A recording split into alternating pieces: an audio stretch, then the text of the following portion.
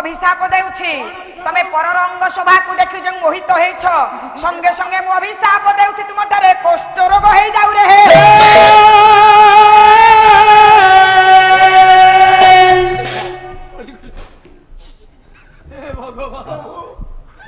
সত্যিরে কোন তুমি মতে অভিশাপ দেই কুষ্ঠ করে দেল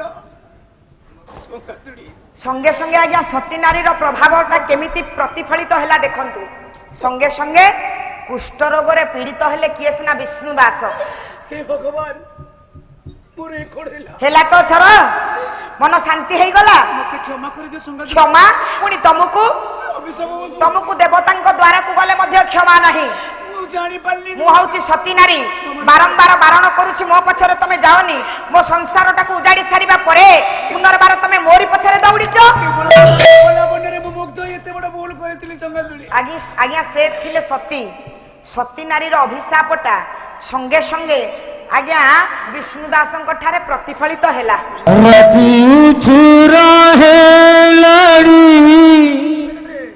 রাতি উছুর হেলাড়ি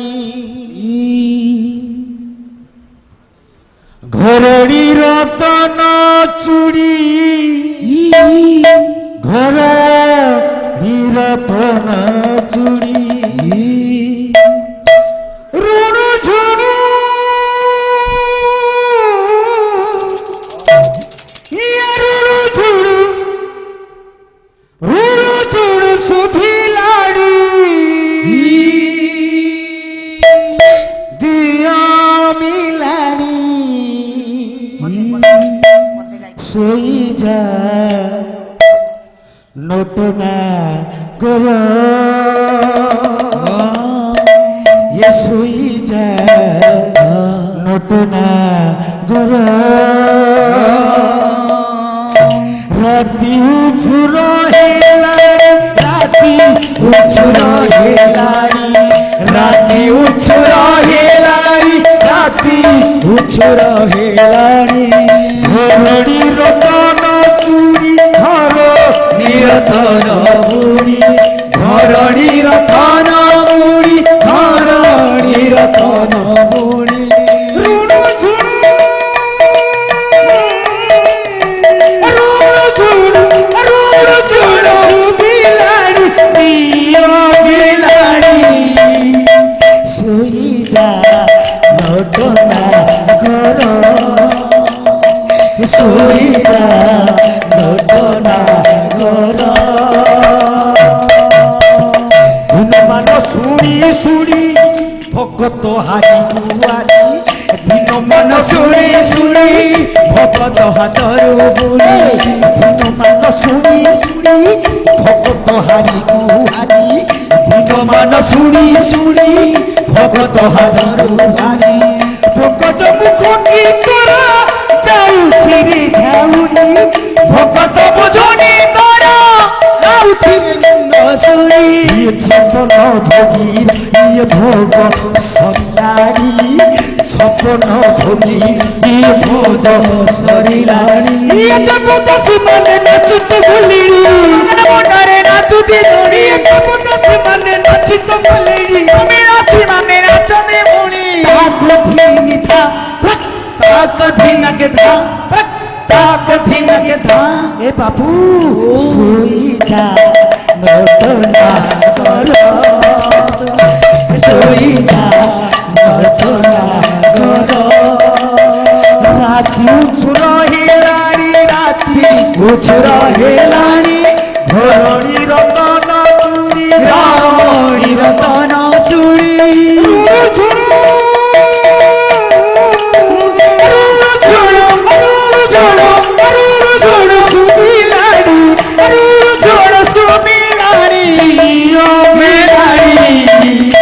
শুই যা নটনা গর শুই যা নটনা গর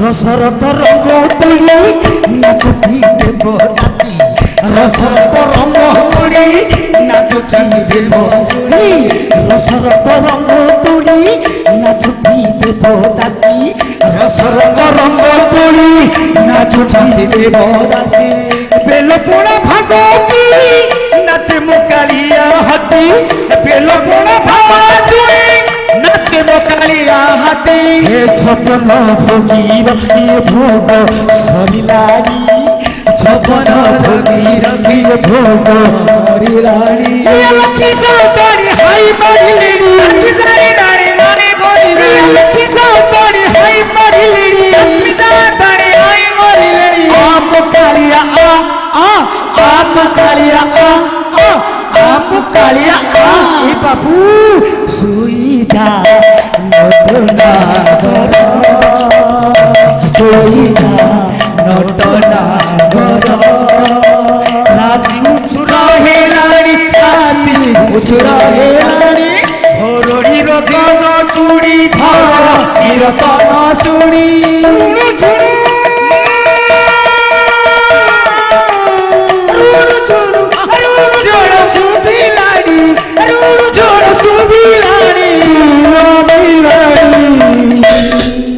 শুই যা নটনা ঘর শুই যা নটনা ঘর শুই যা নটনা ঘর শুই যা নটনা ঘর শুই যা নটনা ঘর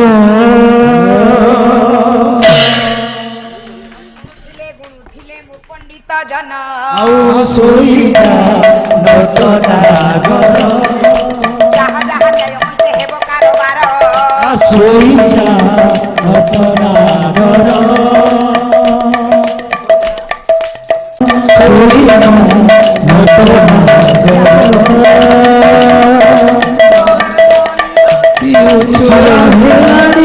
রাতি উছুরা হেলানি রাতি উছুরা হেলানি শুই যা নটনা ঘর শুই যা নটনা ঘর গঙ্গা কূଳରେ আজ্ঞା ପହଞ୍ଚି ଯାଇଛି କଲ୍ୟାଣୀ କହିଲା ଆଉ କାହିଁକି ଜୀବନଟାକୁ ରଖିବି କଣ ଦରକାର ଯୋଉ ସୁଖ ଶାନ୍ତି ଟିକିଏ ପାଇଁ ଆସିଥିଲି ସାଉଁଟି ନେବି ବୋଲି ସେଇ ସୁଖ ଶାନ୍ତି ଟିକିକ ତ ପାଇଲିନି ଆଉ କଣ ପାଇଁ ଏଇ ଜୀବନଟାକୁ ରଖିମୁ ଏ କଥାକୁ ଚିନ୍ତା କରି ଗଙ୍ଗା କୂଳରେ ବାପା ପହଞ୍ଚି ଯାଇଛି କଲ୍ୟାଣୀ ସେଇଠି ଗଙ୍ଗା କୂଳରେ ଆଶ୍ରୟ ନେବା ପୂର୍ବରୁ ଗଙ୍ଗାରେ ନିଜ ଜୀବନଟାକୁ ଝାସ ଦେବା ପୂର୍ବରୁ ଆଜ୍ଞା ଡାକୁଛି ସେଇଠି ଗଙ୍ଗାଙ୍କୁ ପଦଟିଏ ସ୍ତୁତି କରୁଛି କଲ୍ୟାଣୀ କହିଲା ମା ତୋରି କୋଳରେ ଆଜି ଆଶ୍ରୟ ନେବା ପାଇଁ ତୋ ଝିଅ ଯାଉଛି ହେଲା ଆଉ ମୋର କିଛି ବାଟ ନାହିଁ ଦେବୀ ସୁରେଶ୍ୱରୀ ଭଗବତୀ ଗଙ୍ଗେ ଭୁବନ ତାରି ତରଙ୍ଗେ ଭୁବନ ତାରିଣୀ ଚରଣ ତରଙ୍ଗେ ତ୍ରିଭୁବନ ତାରିଣୀ ଚରଣ ତରଙ୍ଗେ ଶଙ୍କର ମୌଳି ନିମଣି ନିଗମନେ ମମ ମତି ଆଶା ତବ ପାଦ କମଳେ ମମ ମତି ଆଶା ପାଦ କମଳେ ଆଶା ତବ ପାଦ କମଳେ হে ହଉ ଭଗବାନ ଭାଗୀରଥୀ ସୁଖ ଦାଇନୀ ମାତା ମାତା। ତବ ଜଳ ମହିମା ନିଗମେ ଖ୍ୟାତ তব জল মহিমা নিগমে খ্যাত তব জল মহিমা নিগমে খ্যাত নাহং জানে তব মহিমা মানা পাহি কৃপা মহিমা মোর জানা ত্রাহি কৃপাময়ী ত্রাহি কৃপাময়ী হরিপাদ পদ্ম শ্রীহরিণী বিমলে মম মতি রাস্তা তব পদ কমলে মম মতি আশা তব পাদ কমলে আশা তব পাদ কমলে গঙ্গা কূଳରେ ଥାଇ ସ୍ତୁତି କରୁଛି ଆଜ୍ଞା ସେଇଠି କଲ୍ୟାଣୀ କହିଲେ ମା বিশেষ ঘোষণা হ্যাঁ আজ্ঞা କଲ୍ୟାଣୀ ଆଜ୍ଞା ସେଇଠି ଯେତେବେଳେ ଗଙ୍ଗା କୂଳରେ ଝାସ ଦେବା ପାଇଁ ଚିନ୍ତା କରେ হ্যাঁ ମା ଆଜ୍ଞା ସହି ପାରିଲେନି ଆଉ ଜଗତ ଜନନୀ କଲ୍ୟାଣମୟୀ ଯେ ମା ମାର ହୃଦୟଟା ସଦାବେଳେ କୋମଳ ସଦା ସର୍ବଦା ପାଇଁ ମାର ହୃଦୟଟା ନରମ ସହି ପାରିଲେନି ଗଙ୍ଗା ଦେବୀ କହିଲେ ମା ରେ କଲ୍ୟାଣୀ କଲ୍ୟାଣୀ ମାରେ ମତେ କାହିଁକି ପଛରୁ ଭିଡ଼ିଲ? ତୁ କାହିଁକି ଏଇ ଗଙ୍ଗାରେ ଝାସ ଦେବା ପାଇଁ ଆସିଛୁ, ମୋରି କୋଳରେ ଆଶ୍ରୟ ନେବା ପାଇଁ କହିଲୁ? ତମେ କିଏ? ମୁଁ ହଉଛି ଗଙ୍ଗା ଦେବୀ।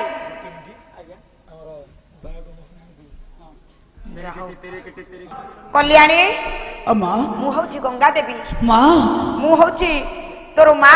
ଏ ମା ତୁ ଆଜି ମୋରି କୋଳରେ କାହିଁକି ଆଶ୍ରୟ ନେବା ପାଇଁ ଆସିଛୁ କହିଲୁ? କଣ କରିବି କହୁନ ମା, ଯେତେବେଳେ ମୋର ଆଉ କେହି ହେଲେନି ଶେଷରେ ମୁଁ ତୋରି କୋଳରେ ଆତ୍ମବିସର୍ଜନ କରିଦେବାକୁ ମନ ବଳିଛି ମା। ଏ ଦୁନିଆରେ ଏଡି ସ୍ୱାର୍ଥପର ମଣିଷ, ଶେଷରେ ମୋ କଥାକୁ କେହି ବୁଝିପାରିଲେନି। ଆଉ କଣ କରିବି ମା କହିଲୁ? ସବୁଦିନ ପାଇଁ ଏ ଗଙ୍ଗାରେ ମୁଁ ବିସର୍ଜନ କରିଦେବି। ଯାହା ହଉ ପୁଅ, ତୋ କଥାର ବଡ ମହତ୍ଵ ଅଛି ରେ। ମୁଁ ମୁହଁ ଖର୍ଚ୍ଚ କରିବି, ତମେ ନବ। ଏଇ କଲ୍ୟାଣୀ, ଆଜ୍ଞା ଆମ ସାରଙ୍କ 50 ଏ ଟଙ୍କା। ଭଗବାନ, ଏଟା ନିକା ନିଲଠିଆଟା। ଆମ କ୍ୟାପିଟାଲରେ ପଇସା ଅଭାବ ହଉଛ ତମେ? ହେଁ? ତମେ ବା ସକାଳୁ ଯଦି ଗାଣ୍ଡୁଲା ଧରିକି ଗୋଟେ ଯିବ, ପରିବା ବିକି ପାରିବନି ତମେ। କଣ କହୁଛୁ? ଆଉ ମା କଲ୍ୟାଣୀ, ଆଉ କାହିଁକି ଡାକୁଛୁ ବୁଝିଲୁ ମା ମତେ? ହେଲେ କଲ୍ୟାଣୀ, ମୁଁ ଯାଉଛି ତତେ କରିବି। ମୋ କୋଳରେ ମୁଁ ଆଶ୍ରୟ ଦେବା ପୂର୍ବରୁ ମୁଁ ସବୁ କଥା ଜାଣିଲୁ ମା। ତୁ ଯଦି ଜାଣିଛୁ କହ ମା, ମୋର ତୁ ମୋ କୋଳରେ ଆଉ ଆଶ୍ରୟ ନେବା ପାଇଁ ଆସିଛୁ କହିଲୁ? କେବଳ ତାକୁ ଯଦି ତୁ ଝାସ ଦେଇଦେବୁ ଏ ଗଙ୍ଗାରେ, ତୁ କଣ ସବୁ ସମସ୍ୟାର ସମାଧାନ କରିପାରିବୁ? ତାହେଲେ ମୁଁ ବଞ୍ଚି ରହି ଏମିତି ସବୁଦିନ ଜଳି ପଡି ମରି ଅଭୟ ଦେଉଥିଲ ମା। କି ଅଭୟ ଦେବୁ ଯା, ମା? ଯା, ମୁଁ ତୋ ପାଇଁ ଗୋଟେ ସୁନ୍ଦର ଉଆସ ନିର୍ମାଣ କରି ଦେଉଛି। ମା। ଏଇ ସୁନ୍ଦର ଉଆସ ଭିତରେ ତୁ ରହି କଣ କରିବି? ଗୋଟିଏ ସାଇନ ବୋର୍ଡ ମାରିଦେବୁ। 1 ଲକ୍ଷ ସ୍ୱର୍ଣ୍ଣ ମୁଦ୍ରା ଯେ ତତେ ଏ ଗୋଟିଏ ରାତି ପାଇଁ ଦବ, ସେ ତତେ 1 ରାତି ପାଇଁ ଅଙ୍କ ସାଇନ କରିବ। ମା। ସେହିଦିନ ଏ ଯୋଉ ଲମ୍ପଟ ପୁରୁଷ ମାନେ ଆଜି ଘୁରି ବୁଲୁଛନ୍ତି, ଏ ଲମ୍ପଟ ପୁରୁଷ ମାନଙ୍କୁ ଉଚିତ ଶିକ୍ଷା ଦେବା ପାଇଁ ତୋ ନାମକୁ ତୁ ପରିବର୍ତ୍ତନ କରି ଲକ୍ଷେ ହୀରା ବେଶ୍ୟା ନାମରେ ନାମିତ କରିବୁ ରେ।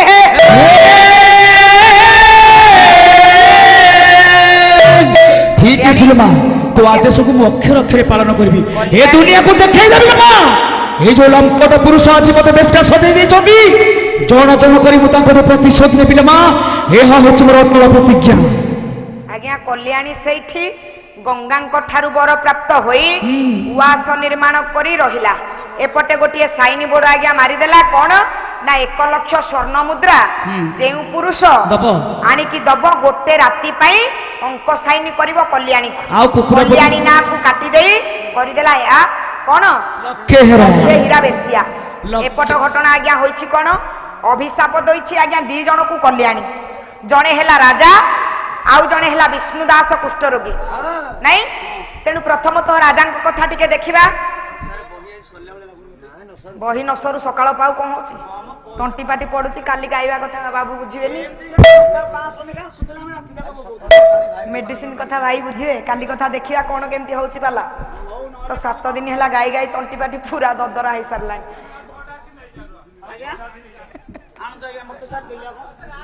ମୁଁ କିନ୍ତୁ ଆଜି ଭାରି ଖୁସି। ତମେ ଖୁସି, ମୁଁ ତମ ସାଙ୍ଗରେ ଚାଲିକି ଯାଇଛି ନା ହଉ ଧନରେ ସେଇଠି ରାଜାଙ୍କ କଥା ଟିକେ ବିଚାର କରିବା। ମୋ ସନ୍ଥ ସମାଜ ଏପଟେ ରାଜାଙ୍କର କନ୍ୟା ଆଜ୍ଞା ଯୌବନ ପ୍ରାପ୍ତ। ହେଲୋ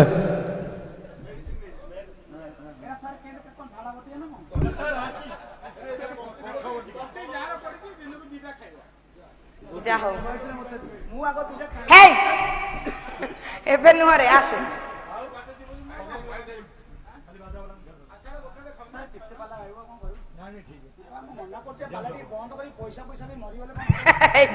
ନିଲଠିଆ କଲ ଗୁରା ତ ଆଗରୁ ରହିଛି। ହଉ ଆମକୁ କେବଳ ଭାଇ ନାହିଁ ତକ କଲେ। କଣ କଲେ ଭାଇନା? ଆରେ ଭାଇନାଙ୍କୁ ତୁ ଏତେ ବଡ ସଭାରେ ଅପମାନ ଦଉଛୁ ନିଲଠିଆ। ହଇଚଇ କରିଦଉଛନ୍ତି ଆମକୁ। ତାରା ଭାଇନାଙ୍କ ପାଇଁ ଆଜି ରୁନୁ ମନ୍ତ୍ରୀ ଏଇଠି ଛିଡା ହେଇଛି ବୋଲି ଭାବିଥା, ବୁଝିପାରିଲୁ? ତାରା ଭାଇନାଙ୍କର କିଛି କମ ଅବଦାନ ନାହିଁ ମୋ ପଛରେ। ତୁ କଣ ଭାବୁଛୁ କି? ଖାଲି ସମ୍ଭାଳ କଲ ଏଥର ତମେ। ଏଇ ବସେ ପାଟି କରନି। ପୁଅରେ ତାରା ଭାଇନା କଲ ଦେଲେ ବୋଲି କେତେ ବଡ ଭୁଲ କଲେ ନାହିଁ। ପଇସାଟା ନେଇକି ପଳେଇବୁ ଘରକୁ। ଆଉ ତମେ ଗାଇ ପାରିବନି, ମରିବ ଏଥର ରୁହ। ବସେ ଆଜ୍ଞା। ଏପଟେ ରାଜାଙ୍କ କଥା ଟିକେ ଦେଖିବା। ଆଜ୍ଞା ରାଜା ହଉଛନ୍ତି ବିକ୍ରମାକେଶରୀଙ୍କୁ ଦେଇଛି ଅଭିଶାପ କଲ୍ୟାଣୀ। ତାଙ୍କ ଝିଅକୁ ଅଭିଶାପ ଦେଇଛି କଣ ନା ତୁମର ମଧ୍ୟ ଏମିତି ଗୋଟିଏ ଯୌବନ ପ୍ରାପ୍ତ କନ୍ୟାଟିଏ ଅଛି।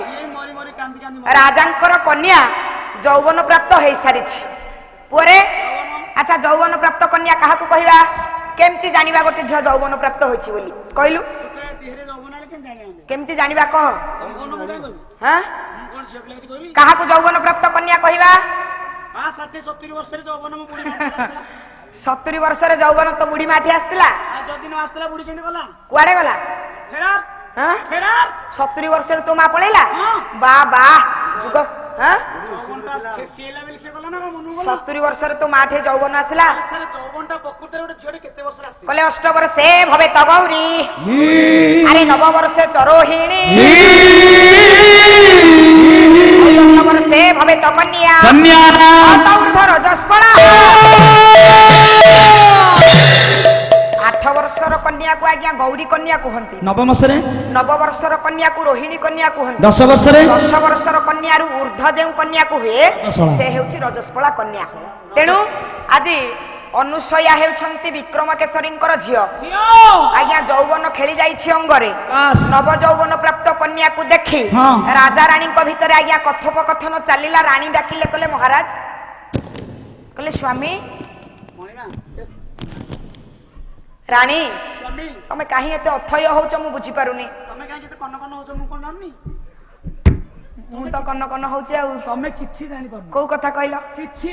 ମାନେ ଏଇଟା ସ୍ୱାମୀ ଥବା ଅପେକ୍ଷା ଟ୍ରକ ତଳେ ଓହୋ କେମିତିଆ ସ୍ତ୍ରୀ ତମେ ମୋର। କେଇଁଟା ମୁଁ ସ୍ୱାମୀ ସେଇଥିପାଇଁ କହେ ଆଜ୍ଞା ସ୍ତ୍ରୀଟା ସ୍ତ୍ରୀ ମାଟା ମା। ଏଇଭଳିଆ ସ୍ତ୍ରୀ ମୋର ଥିଲେ କେତେ ନଥିଲେ କେତେ। ତମ ଭଳିଆ ସ୍ୱାମୀ ଥବା ଅପେକ୍ଷା ଜାଣିପାରୁନ? କୋଉ କଥା କହିଲ? ତମେ ଝିଅ କଥା ଟିକେ ଚିନ୍ତା କଲଣି? ଆମ ଝିଅ କଥା? ହଁ। କଣ ହେଇଛି ଝିଅର? କଣ ହେଇଛି? ହଁ ତା ଦିହରେ ଯୌବନ ଖୁନ୍ଦି ହେଲାଣି, ତମେ କହୁଛ କଣ ହେଇଛି? ମାନେ ବର୍ତ୍ତମାନ ଝିଅ ବାହାଘର ହବା ପାଇଁ ତାର ଯୋଗ୍ୟ ହେଇଗଲାଣି। ଓ ଝିଅ ଆମର ରଜସ୍ପଳା ହେଇସାରିଲାଣି। ରଜସ୍ୱଳା ହେଇକି ରାଣୀ ବୁଝେଇଲେ, କହିଲେ ଝିଅଟା ଘିଅ ସାଙ୍ଗରେ ଆଜ୍ଞା ସମାନ। ବେଶୀ ଦିନ ଘିଅ ରହିଲେ ଯାରରେ ଯେମିତି ଗନ୍ଧେଇବ, ଝିଅ ଯେମିତି ବହୁତ ଦିନ ରହିଲେ ଘରେ ବି ସିଏ ସାରଳା ଦାସ ମହାଭାରତ ଆଁ? କଣ କହିଲେ? କହିଲେ ଝିଅ ଘିଅ ବେଶୀ ଦିନ ରଖିଲେ ସାଇତି ଆଜ୍ଞା ଭୀଷଣ ନୁହଇବି ଜ୍ଞାନ ବୁଝ କେମିତି ଏ ଯେ ମା ପ୍ରାପ୍ତ ଯୌବନା ଆହା ବିବାହ ବାବଦେ ଦିନେ ନକର ଭାବନା। ରାଣୀ ବୁଝେଇଲେ, କହିଲେ ମହାରାଜ ଝିଅଟା ପରା ଘିଅ ସାଙ୍ଗରେ ସମାନ, ସେ ଯୌବନ ପ୍ରାପ୍ତ ହେଇସାରିଲାଣି, ତାକୁ ବିବାହ କରିବା ପାଇଁ ତମେ ତ କାହିଁ କେବେ ହେଲେ ଚିନ୍ତା କରିନ? ଆଉ ବିଶ୍ୱାସ ନାହିଁ, କେତେବେଳେ କଣ କରିଦବ ଆମ ମୁହଁରେ କଳା କନା ବୁଲି ଦେଇ ପଳେଇବ। କିଏ ସେ? ଯେତେ ଶୀଘ୍ର ପାରୁଛ ଆମ ଝିଅର ଗୋଟେ ସ୍ୱୟଂବର କରି ତାର ବାହାଘର କର। ଓ ତମେ ବିବାହର କଥା କହୁଛ? ଆଉ କଣ ତାକୁ କହୁଛି ନେଇକି ପଳେଇବା କଥା? ଠିକ ଅଛି, ମୁଁ ଏ କଥା ଏତେ ବେଳ ପର୍ଯ୍ୟନ୍ତ ଚିନ୍ତା କରିନି। ସେଇଥିପାଇଁ ମୁଁ କହୁଛି ତମେ ବୋପା ନା କଣ? ଓହୋ ରାଣୀ ତମେ ଏତେ ବିରକ୍ତ କାହିଁକି ହଉଛ? ତମର କଣ ସମୁଦି ସୁଖ କରିବାକୁ ଟିକେ ଭଲ ଲାଗେ? ମୋର ସମୁଦି ପାଇଲେ ମୋ ମନ କଣ କଣ ହେଇଯିବ ବୋଲି ମୋ ମନରେ ଚିନ୍ତା କରୁଛି। ତାହେଲେ ଠିକ ଅଛି, ଯେତେ ଶୀଘ୍ର ପାରୁଛ ମୁଁ ତାହେଲେ ଦୂତଙ୍କୁ ଡକଉଛି, ରାଜ୍ୟ ରାଜ୍ୟରେ ଟିକେ ଡେଙ୍ଗୁରା ଦେଇକି ଆସୁ, ରାଜା ମାନଙ୍କୁ ନିମନ୍ତ୍ରିତ କରିବା, ଆଁ? ତାପରେ ଦେଖିବା। କହିଲେ ଦୂତ ଦୂତ ଦୂତ ଇଏ ଦୂତ? ହଁ ଇଏ ତ ସେନାପତି ଭଳିଆ ଦେଖାଉଛି। କହିଲେ ଦୂତ ରାଜ୍ୟ ରାଜ୍ୟରେ ଯାଇକି ଟିକେ ରାଜା ମାନଙ୍କୁ ନିମନ୍ତ୍ରିତ କରିକି ଆସିବ। କେଉଁ କେଉଁ ରାଜ୍ୟକୁ ଯିବ ଖାତା କଲମ ବାହାର କରିକି ପୁଅ ଲେଖ। କୋଉ କୋଉ ରାଜ୍ୟକୁ ଯିବ? ରହ ଆଜି କେତେ ପରିଶ୍ରମ କରିବ ମୁଁ ଦେଖିବି ଟିକେ। ମାରି ନ ଦେବି ଆଜି ତମକୁ। ଆରେ ସେଇଥିପାଇଁ ମୁଁ କହୁଥିଲି ରାତିରେ ଉଠିକି ପଳେଇବି। କୁଆଡେ ପଳେଇବୁ? ତମେ ଏମିତି କଣ ଆମକୁ ମାରିବାକୁ ଆଣିଛ ନା କଣ? କେତେଟା ହେଲାଣି ଦେଖିବ? 12:30।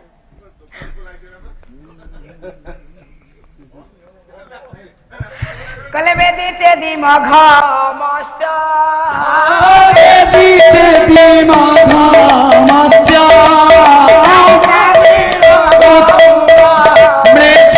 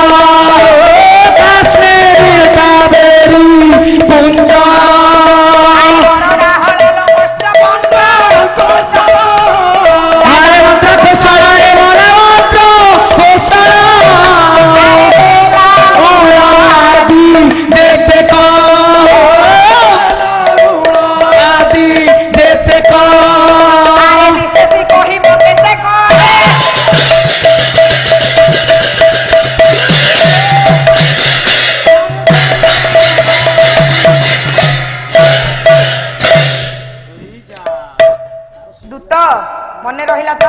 ହଁ ଆଜ୍ଞା ସବୁ ମନେ ରହିଲା। କହିଲେ ବେଦି ଚେଦି ଲେଖେ ମନେ ରହିବନି। ଲେଖୁଛି ବା। ବେଦି ଦି ଚେଦି ଦି ମଘ ଘ ମତ୍ସ୍ୟ ଚ ଦ୍ରାବିଡ଼ ଗୌଡ଼ ମ୍ଲେଚ୍ଛ ଆରବ ମାଳବ କଚ୍ଛ କୁରୁ ପାଞ୍ଚାଳ ବନାଉଜ କନାଉଜ କାଶ୍ମୀର କାବେରୀ କୁଞ୍ଜ ଗରଡ ହାଳ ଲୋମାଞ୍ଚ ପୌଣ୍ଡ୍ର କୋଶଳ ବେଲାଉଳ ଆଦି ଏଠିକ ବିଶେଷୀ କହିବ କେତେ କହେ ଜନକ। ଯାଅ ରାଜ୍ୟରେ ରାଜାମାନଙ୍କୁ ନିମନ୍ତ୍ରିତ କରି ଆସିବ, ତାପରେ ଆମ ରାଜଦେବଙ୍କର ସ୍ୱୟଂବର କରିବା।